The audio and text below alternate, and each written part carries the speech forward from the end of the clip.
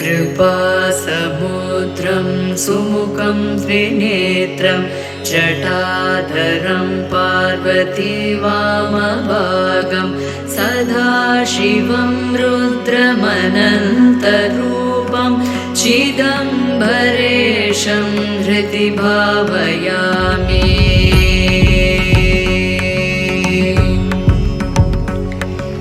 वाचामतीतं फणिभूषणाङ्गं गणेशतातं धनस्य मित्रं कन्दर्पनाशं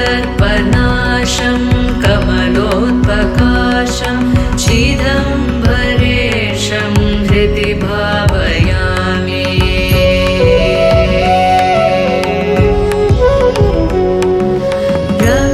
रमेशवन्द्यं व्रजदात्रिनाथं श्रीवामदेवं भवदुःखनाशं रक्षाकरं राक्षसपीडितानां चिदम्बरेशं हृदि भावयामि।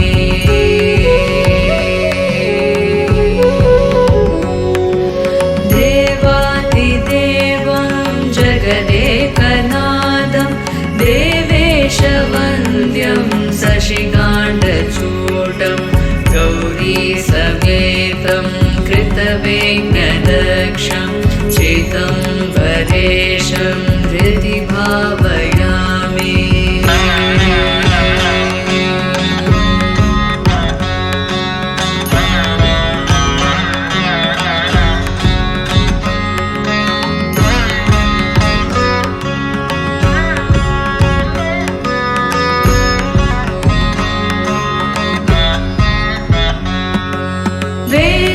वेदान्तवेद्यं सुरवैरिविघ्नं शुभप्रदं भक्तिमतान्तराणां कालान्तकं श्रीकरुणाकटाक्षं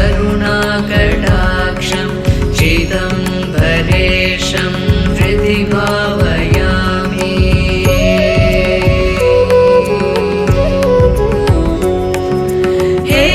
हेमाद्रिचापं त्रिगुणात्मभावं गुहात्मजं व्याघ्रपुरी समाद्यं श्मशानवासं वृषवाहनादं चिदम्बरेशं हृदि भावयामि।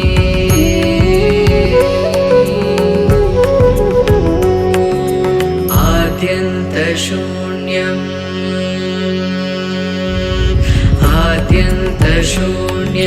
त्रिपुरादिमीशं नन्दीशभोग्यस्तु। சிவன் ராத்திரிக்கு வந்தேன், விஷாராட்சி கல்யாண மண்டபத்துக்கு. அப்பா ருத்ராட்சம் கொடுத்தாங்க. என் பேரனுக்கு 8 வயசு கொடுத்து பயப்ப நல்லா இருக்கேன். என் பொண்ணு சொன்னுச்சு நல்லா இருக்கேம்மா, இந்த ருத்ராட்சம் போட்டு நல்லா இருக்கேன்னு